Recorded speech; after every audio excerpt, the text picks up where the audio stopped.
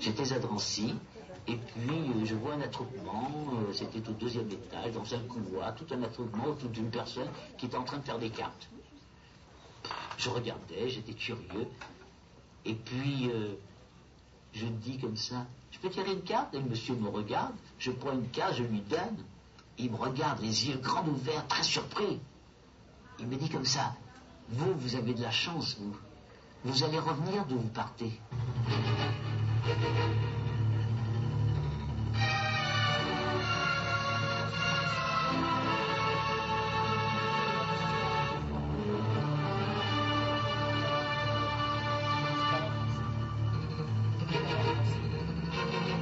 Auschwitz, Birkenau, Varsovie, Putno, Dachau, Kaufring, Allach. Voilà ces villes, ces noms qui défilent, qui éclatent dans ma tête. Ce souvenir ne pas oublier. Pourtant, Elie Wiesel écrivait « Vous voulez comprendre, il n'y a plus rien à comprendre. Vous voulez savoir, il n'y a plus rien à savoir. Ce n'est pas en jouant avec les mots et avec les morts que vous allez comprendre et savoir. Au contraire, la leçon de l'Holocauste, si leçon il y a, c'est que notre force n'est qu'illusoire, et qu'en chacun de nous, il y a une victime qui a peur, qui a froid, qui a faim, qui a honte aussi. Si l'écho de leur voix faiblit, nous périrons. Nous pensons que le triomphe de l'ennemi serait l'oubli. Il faut donc que l'inouï soit écouté, et l'innommable nommé. Le temps qui passe risque d'estomper la réalité de la solution finale de la question juive. Il faut transmettre, même si ni l'indicible, ni l'inadmissible ne peuvent être entièrement compris. Voilà pourquoi nous tenterons d'être des relais de la mémoire. Cette mémoire dont le Baal Shem Tov disait qu'elle est la racine de la délivrance, comme l'oubli est celle de l'exil. Même s'il n'y a pas d'histoire plus difficile à raconter dans toute l'histoire de l'humanité, nous tenterons.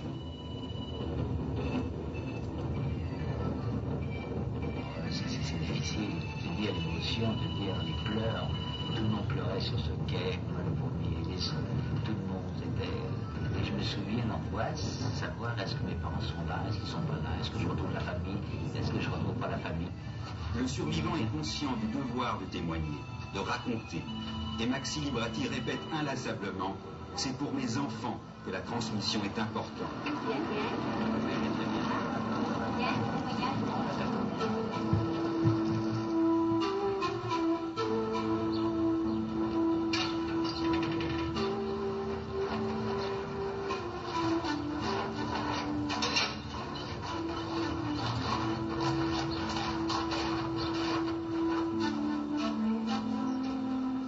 Honore ton père et ta mère est pour Maxi Librati l'un des principaux commandements.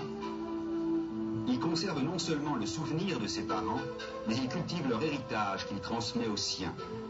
Chaque fois qu'il retourne à Saint-Fons, où il est né, il ne manque pas de se rendre sur les tombes de ces êtres qui lui sont les plus chers, son père et sa mère.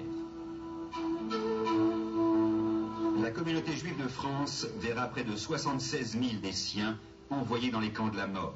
Près d'un quart de la communauté aura disparu. Le seul fait d'être juif les enverra dans ces camps avec la collaboration du régime de Vichy. En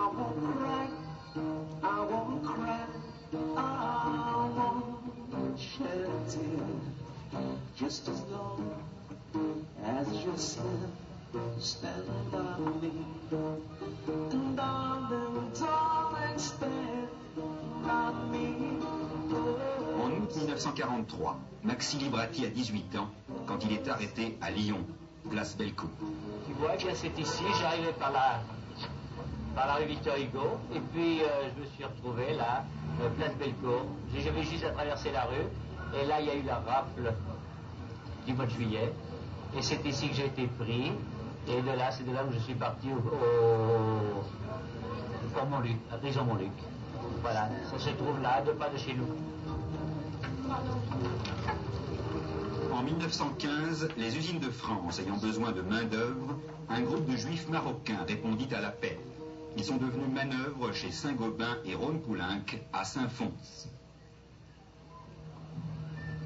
Saint-Fons est pour Maxi Librati la Matrice, cette ville où ses parents sont arrivés du Maroc, de Taroudan exactement, près de Marrakech, durant la Première Guerre mondiale.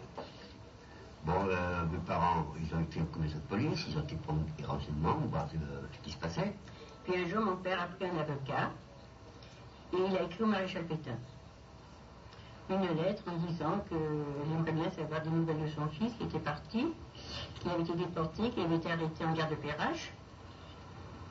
Et là, le maréchal Pétain lui a répondu en lui disant qu'il ferait le nécessaire auprès de la communauté pour savoir qu'est-ce qu'il était devenu, mais qu'il ne fallait pas qu'on se perde du souci, qu'il était peut-être bien, qu'il était parti faire du travail en Allemagne, mais qu'il allait revenir. Malraux a raison de dire que là-bas, ce fut les leçons données pour la première fois par l'homme à l'enfer. J'ai fait une lettre à mes parents en leur disant, écoutez, ne vous inquiétez pas, je suis au Fort Montluc, rien de grave, surtout, sachez que j'ai un bon moral et que tout va bien. J'ai profité de ce que le SS me tournait le dos pour prendre la pierre et la jeter par-dessus le mur. Malheureusement, il y avait 2 enceintes et la pierre est tombée au-dessus du premier mur, du deuxième mur. Elle est tombée à l'intérieur. Quelques heures après, 2 SS sont arrivés, ont demandé Libradi Mardoché. Je ne pouvais pas faire autre chose que me présenter, je me suis présenté. On m'a emmené dans une salle, on m'a demandé c'est bien vous qui envoyez ce message à vos parents? Je lui ai dit non. Il me dit mais comment c'est vous qui avez écrit? Je vous dis ça, j'ai dit non. J'étais un enfant, je voulais m'entêter dire non, mais c'était stupide, mais j'avais dit non. Et je continuais à dire non. Ah, c'est comme ça. Alors à ce moment-là, on m'a emmené dans le bureau, on m'a fait baisser la tête, ils ont pris ce qu'on appelle une schlag, on a commencé à me donner des coups, j'avais tout le dos bleu-gris, et bon, à la fin, je n'ai pas pu faire autrement que dire alors tu avoues, est-ce que oui? Et je n'ai pas pu dire autrement que c'était moi qui avais envoyé ce message. Et je suis là, tourné en rond dans cette cellule, à ne rien faire, on n'a ni livre, on a juste le droit de dormir et d'être allongé. Et je vois cette lucarne au-dessus de moi et je me dis il faut absolument que je l'atteigne. Et alors dans ce coin, il y a dans un angle de mur, et pendant une journée entière, je me suis entraîné à mettre les mains, mais chaque fois les épaules touchaient le mur pour essayer d'atteindre cette petite fenêtre. Enfin, avec un peu d'entraînement, je réussis à me percher sur cette petite cornière et à regarder à travers la lucarne ce qui se passe à l'extérieur. Et qu'est-ce que je vois à l'extérieur? Un va-et-vient de gens qu'on prend le matin et qu'on ramène le soir. Le matin pour l'interrogatoire et le soir pour le retour.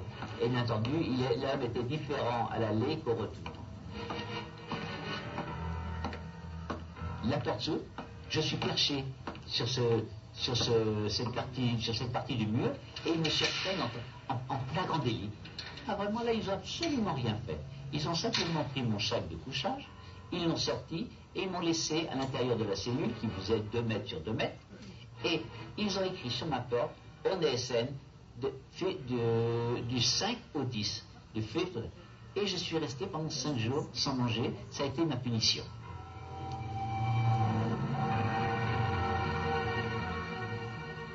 De Fort-Montluc à Drancy, plaque tournante de la déportation, lieu de rassemblement et de triage.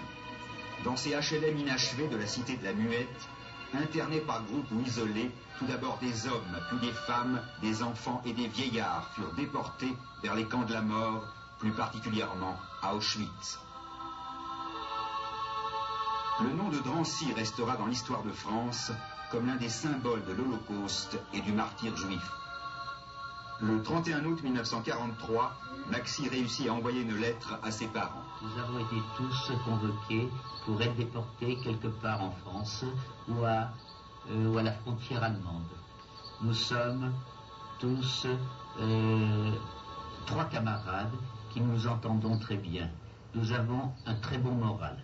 Surtout, ne vous en faites pas. Ne vous faites pas de mauvais sang pour moi, chers parents, car vous pouvez, je vous assure, avoir confiance en votre fils Mardoche. Vous savez que nos amis Françoise, Sarah, Sol, Marinette et Marcel aussi partent avec moi. Eux sont partis directement gazés dès leur arrivée, alors que moi je suis resté en tant que travailleur.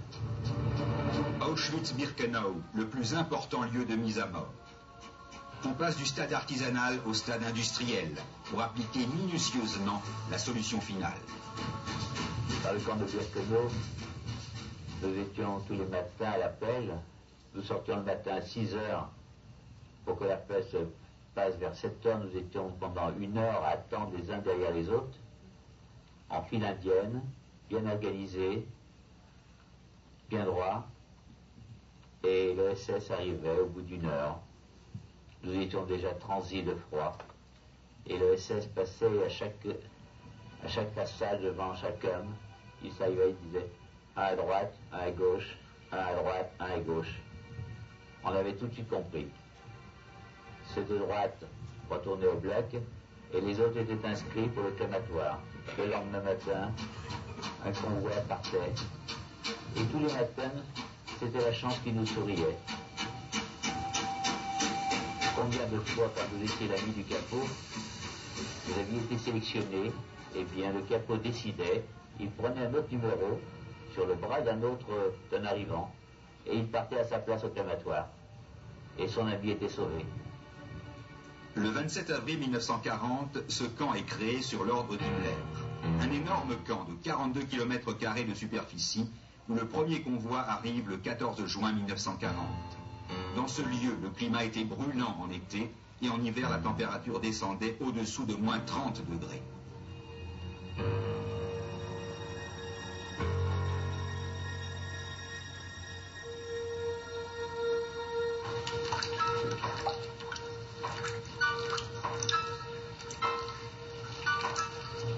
Birkenau est destiné aux exterminations. Himmler puis Eichmann avaient chargé Rudolf Höss, qui devint le commandant du camp d'Auschwitz, de mener à bien cette entreprise.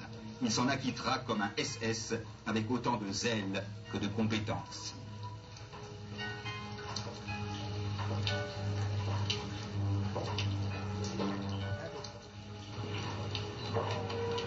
Oui, je me souviens. C'est exactement ces mêmes minutes que je retrouve aujourd'hui. Nous étions à 3 par partie. Voilà, allongés, avec en tout et pour tout une seule couverture pour passer notre hiver. Dans la ville lumière, dans ce Paris où il se sent si bien 50 ans plus tard, Maxi Librati pourra dire, comme le poète Edmond Jabès, « Regarder en arrière pour le juif, c'est voir le futur avant de le vivre ». Aujourd'hui, Maxi peut libérer ses larmes, même s'il le fait rarement. Il a vu, vécu cette mort ensemble. Aujourd'hui, il le répète dans ses actes bien plus que dans ses paroles, il veut montrer que l'on peut et que l'on doit vivre ensemble. À cette époque, il était dans une autre planète, le temps s'était arrêté, il était immobile, témoin d'un monde juif disparu dans le sel et le soufre polonais. Maxi Librati, un nom devenu une marque de prêt-à-porter.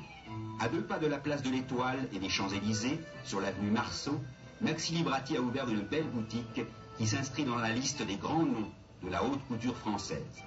Sûr de lui-même mais discret, fier et timide à la fois, on retrouve Maxi Librati dans ce haut lieu parisien. On a peine à reconnaître l'autre Maxi, le Maxi des camps. Est-ce un rêve éveillé?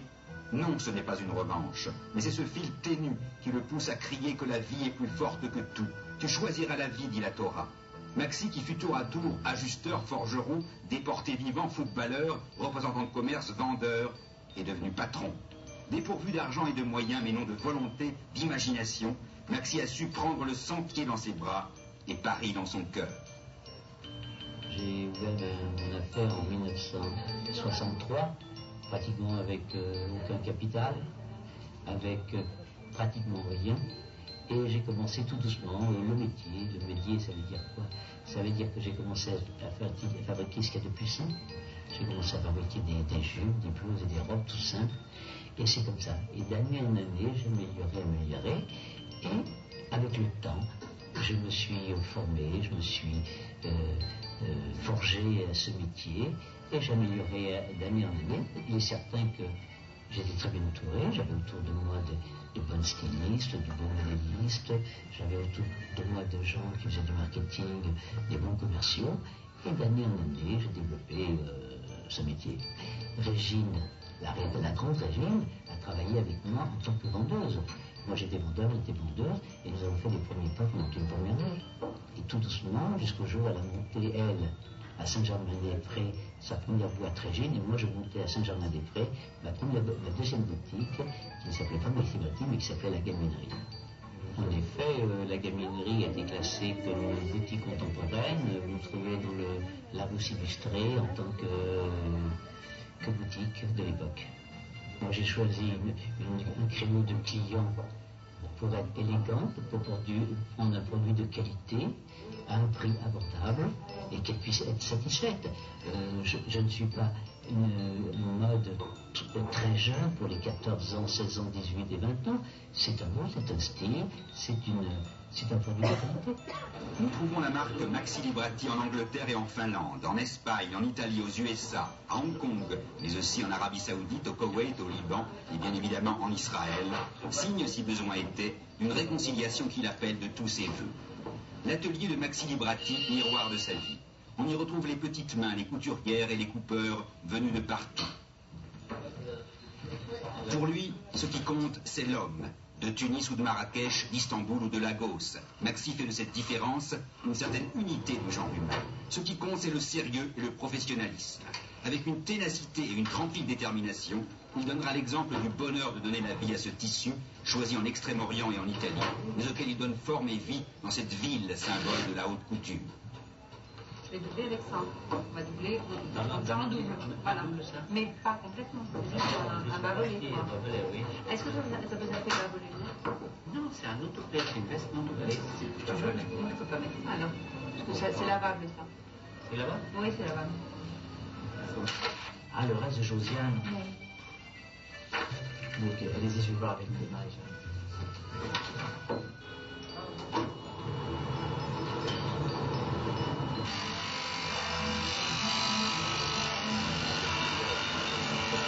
Quand j'ai travaillé comme serrurier forgeron, je me suis rendu compte qu'après mon travail, j'étais toujours en train de me laver. J'avais les ongles noircis, j'avais les oreilles pleines de suie, j'avais les narines pleines de poussière, et tous les soirs, j'avais beau me laver, je me sentais toujours sale.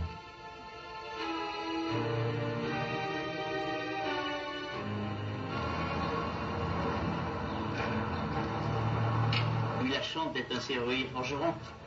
Et c'est un peu grâce à ça que je n'ai jamais eu peur du travail. Avec qui j'ai fait, voilà, par exemple ça, on n'aurait jamais accepté. Alors il fallait tout casser. Voilà. Voilà.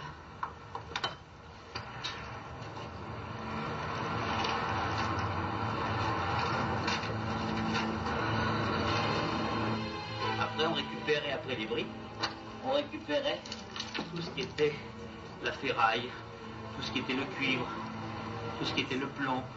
Et tout ça a été mis à part. Et comme ça, on a travaillé pendant une année entière pratiquement. Regarde, ça, on n'aurait jamais laissé perdre ça. Ça servait à l'armée allemande, à toute son industrie, pour construire leur tank, pour la récupération de toute la ferraille. On récupérait le cuivre, on récupérait le plomb. En fait, tout était bon. À cette époque-là, je pense qu'Hitler avait besoin de matières premières qu'il ne pouvait pas avoir ailleurs. Et nous autres juifs, nous étions, si vous voulez, les ouvriers de dernier ressort pour essayer de refaire démarrer toute l'industrie allemande. Et nous étions des ouvriers qui n'étaient pas payés cher et qu'on enterrait très facilement. Le froid a éliminé beaucoup de nos camarades. Et je crois que ça a été le pire de nos ennemis à ce moment-là. C'est vrai, voilà. On aurait aimé avoir ce feu il y a quelques années. L'hiver 43-44, il faisait jusqu'à moins 35, moins 40 degrés. Mais nous avions trouvé l'astuce pour garder contre le froid, on avait des sacs de ciment. Je ne sais pas si j'en trouverai un ici. Des sacs de ciment, on coupait le haut, on enfonçait les sacs et on avait tout. Le ciment nous protégeait tout le papier. C'était du gros carton tout autour. On en mettait dans le dos et on n'avait plus froid. Nous étions malades. Les uns partaient les uns après les autres, sans espoir. Et grâce à cette chance, aujourd'hui, je peux être ici aujourd'hui pour confirmer, pour certifier que ça vient d'exister un jour. Et je vais vous montrer, j'ai quand même un numéro qui fait aujourd'hui. Je ne sais pas si ce numéro peut vous servir, mais regardez. Je suis un vrai témoin, pas un faux témoin, quelqu'un qui raconte la vérité, quelqu'un qui a vécu et quelqu'un qui est encore aujourd'hui présent. 1943, soulèvement du ghetto de Varsovie. Ces combattants, dira Joseph Kessel, décharnés, déguenillés, ont dans le dédale des caves, dans la fange des égouts et dans leurs excréments, tenu en respect les soldats de la Wehrmacht, les bataillons SS ainsi que les Ukrainiens, les Lituaniens et les Polonais à leur solde. Pour la première fois depuis 2000 ans, il y eut un fragment de terre, minuscule sans doute et couvert de décombres, mais sacré par le sang versé et l'ennemi confondu. Il y eut, la durée ne compte pas lorsque sont en jeu les signes suprêmes, une parcelle de terre qui fut terre juive. La preuve sera faite alors, écrira admirablement Bernanos, qu'aucune persécution n'est capable d'en finir avec un peuple dont le génie est précisément de lasser la patience et d'épuiser l'imagination des bourreaux. Et nous crierons ce splendide chant de Gluck, Sag nicht kein Mal, ne dis jamais, car demain le soleil luira pour aujourd'hui. Alors ne dis jamais c'est mon dernier chemin, un ciel de plomb cache de bleu lendemain. Viendra enfin notre heure tant attendue, notre pas résonnera bien fort, nous sommes là. Henri Boulavko rappelle que si les souvenirs de ceux qui furent des témoins acteurs ne se partagent pas, l'héritage des glorieux combattants juifs appartient à ceux qui se montreront dignes de le recevoir. Qui a la réponse, demande Claude Lanzmann. Peut-être se trouve-t-elle dans l'effort de ceux qui s'attachent à percer l'insaisissable, à raconter bribe par bribe leur propre existence. Ces témoignages forment un tout à jamais achevé, car il y a toujours quelque chose à découvrir. Chaque écrit, chaque récit a le mérite de frayer la voie qui mène à un peu plus de compréhension. L'indicible sera chaque jour un peu plus éclairé. Oui, si ça vous rappelle quelque chose, c'est ces goûts, bien sûr. Je me souviens d'une petite jeune fille de 18 ans, toute blonde, qu'on a réussi un soir à rattraper et que les SS ont violé tout de suite dans le ghetto. Et au beau matin, on l'a fusillée. Une fois morte, on l'a brûlée. On l'a brûlée, on lui a rendu les honneurs en faisant une couche de bois, une deuxième couche de bois, une troisième couche de bois, et là-dessus on a mis son corps, arrosé d'essence, et on l'a brûlée. C'était un symbole, c'était les honneurs qu'on lui faisait. Cette pauvre fille aurait pu vivre aujourd'hui. Elle était à quelques mois de sa libération, puisque ça s'est passé en mars 44 et que nous sommes partis en juillet 44. Maxi arrive à Varsovie, où eut lieu le soulèvement le plus connu parce qu'il s'est déroulé dans la capitale polonaise, et surtout parce que de très nombreux documents nous sont parvenus. Ici, c'était une église, ici c'est l'Epaviak. Oui. Cette rue s'appelle maintenant rue Mordechai Anielewicz, Oui. Et pendant la guerre et avant la guerre, c'était Gensha. C'est Genshuvka. Oui. Et après, à Dachau. Voilà. Oui. Et j'étais à Dachau, oui.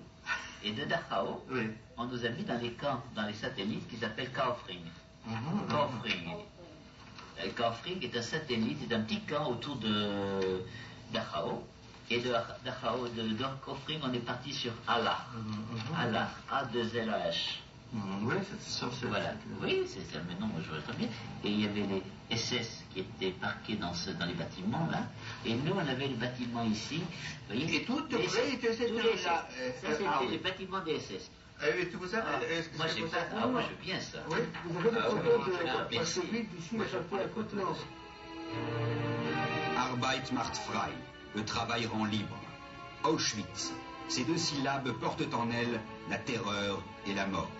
Terrible, le temps météorologique renforce l'impression que le temps historique s'est arrêté ici, dans ce haut lieu de la mort, qui aura vu périr des millions d'êtres humains. À voir l'étendue du camp d'Auschwitz, on doit se souvenir qu'ici a fonctionné l'usine de la déshumanisation et de la mort. Ce fut une nuit sans fin où l'on commit un crime planifié, sans précédent. Je suis parti dans un convoi avec un millier de personnes et pendant ce trajet, le wagon qui nous précédait, il y a eu une tentative d'évasion. 5 jeunes ont réussi à s'échapper, mais ont été rattrapés. L'alerte a été donnée, retrouvés, ils ont été fusillés. Mais ce qu'il y a de plus grave, c'est que les personnes qui étaient dans son wagon, on les a fait déshabiller complètement, ils étaient complètement nus. Les SS leur ont donné une simple couverture. Ils sont remontés dans le wagon, et la première chose, en arrivant à Auschwitz, ils sont partis au crématoire directement.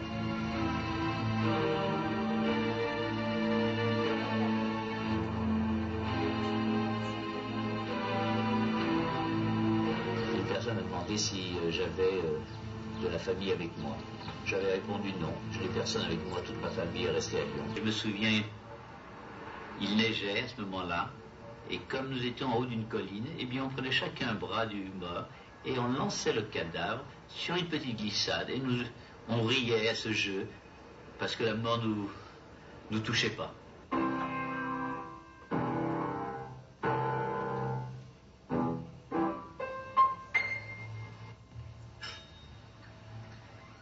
Pierre, c'est pas non. On se revoit comme ça fait plaisir et 50 ans après. Alors si aujourd'hui il y a quelqu'un à qui je pense et qui m'est resté gravé en mémoire, c'est quand même ton père, avant toi. Tout à fait. Avant toi. Il me précédait à un certain moment, après il me suivait, étant donné que pour le numéro, il m'a fait immatriculer avant lui, Oui. et il portait le numéro 7, 155 980. Et moi, là, si je vais regarder, moi je dois avoir le numéro 145. Donc Alors, si il y a 70 numéros d'écart. Toi, tu as quel numéro? Oui, 986, et moi j'ai 922. Je revois ce visage, je reconnais le père et je ne reconnais pas le fils. Parce qu'à l'époque, le père avait ce visage-là. Il y a 51 ans, quand nous sommes arrivés au camp de Birkenau, nous étions partis 4 jours plus tôt de Paris, et arrivé le 2 septembre, le convoi du 2 septembre de Paris, qui a dû arriver le 5 septembre à Birkenau, comportait 1000 personnes qui étaient parties de Paris, mais 662 ont été gazées par les Allemands le jour même de notre arrivée. Au départ de Paris est un train qui était divisé, c'est-à-dire qu'il y avait les familles, puisque j'avais ma mère, mes 2 sœurs, ils n'avaient pas séparé les familles, ils les avaient mis par wagon à bestiaux, environ de 90 ou 100, et pour eux, on partait vers Pichipoi. C'est un mot que j'ai retenu 50 ans. Ce mot Pichipoi était un mot qui, pour les Polonais, voulait dire nulle part.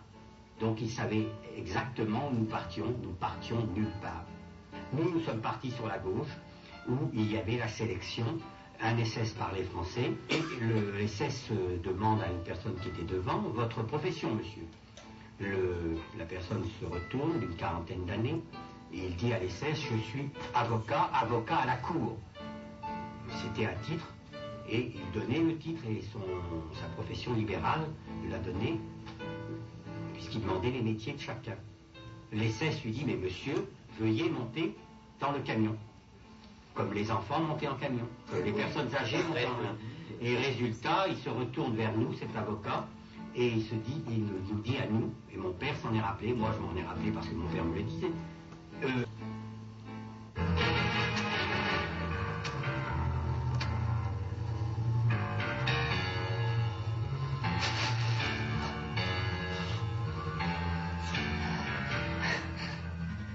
Je me trouve à l'endroit exact où, lorsque nous avons évacué les ghettos de Varsovie, sur la route, nous sommes arrêtés le soir, au bout de la 3e nuit, et là, tout près de cette rivière, se sont jetés les premiers déportés qui avaient soif.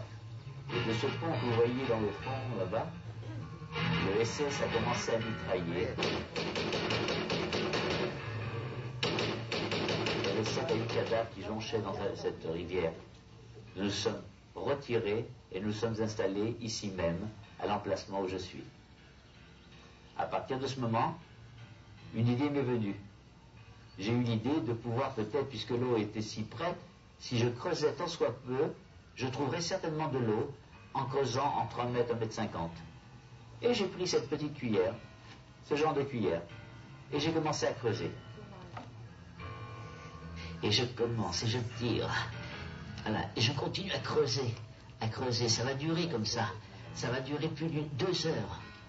2 heures. Mais l'idée était là, creuser sans arrêt. Même pu avoir, se mouiller les lèvres et avoir quelques gouttes d'eau. C'était symbolique, c'était ça.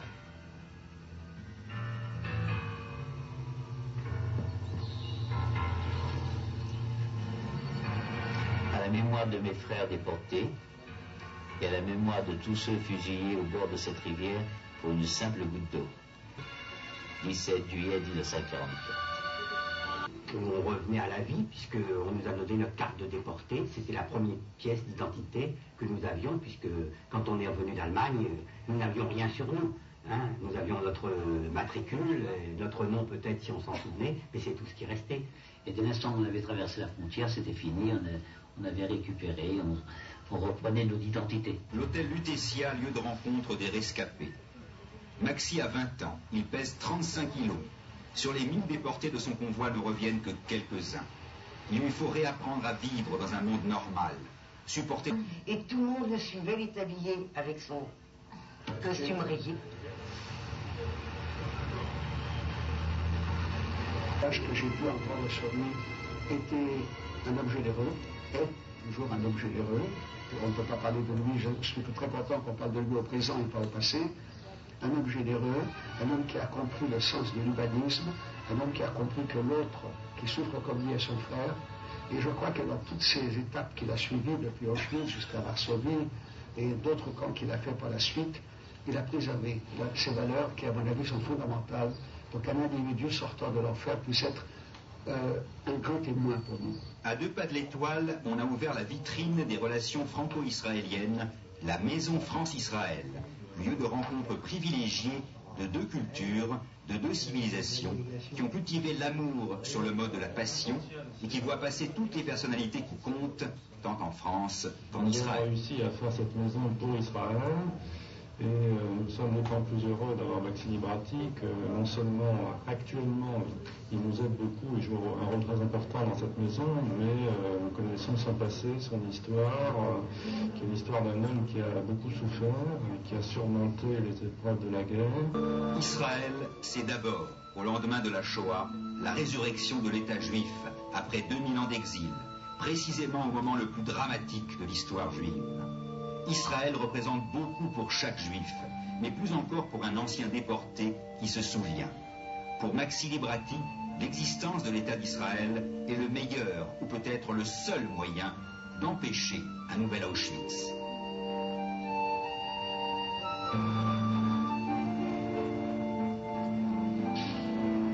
En regardant Jérusalem, et en pensant à Jérusalem, je pense surtout à mes parents.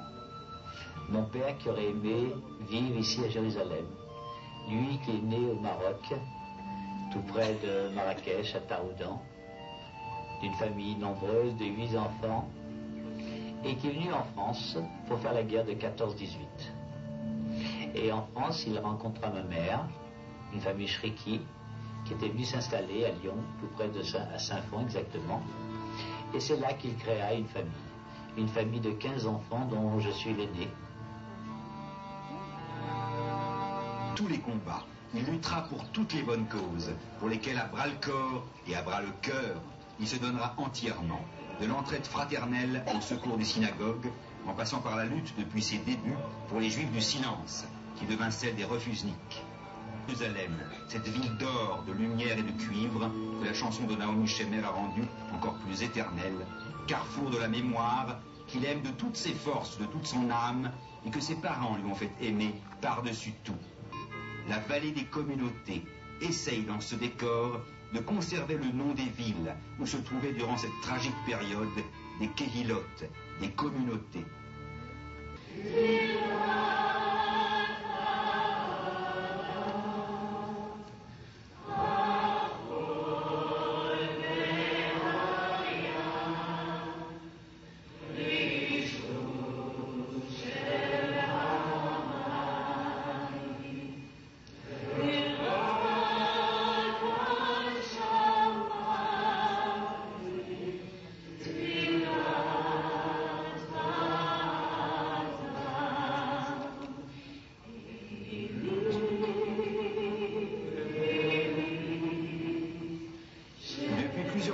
Des milliers de jeunes juifs du monde entier font le parcours qui les mène de Varsovie à Cracovie, en passant par Lublin, et vont dans les camps de la mort d'Auschwitz, Birkenau, Majdanek et Treblinka, avant de finir leur voyage pour le Yom HaAtzmaut en Israël.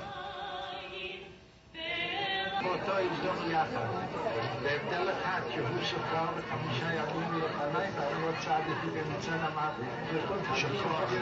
שהכוח הוא שהוא ממרוקו, זה מראה אחדות השואה לכל עם ישראל איפה שאפשר היה לקרוא.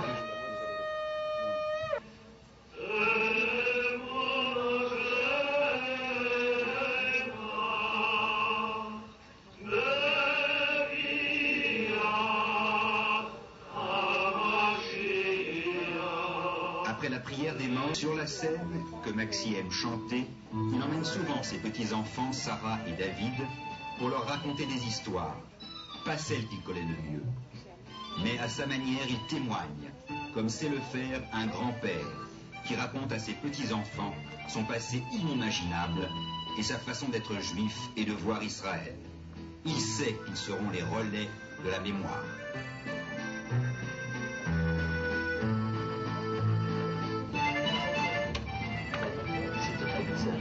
C'est tout mon espoir.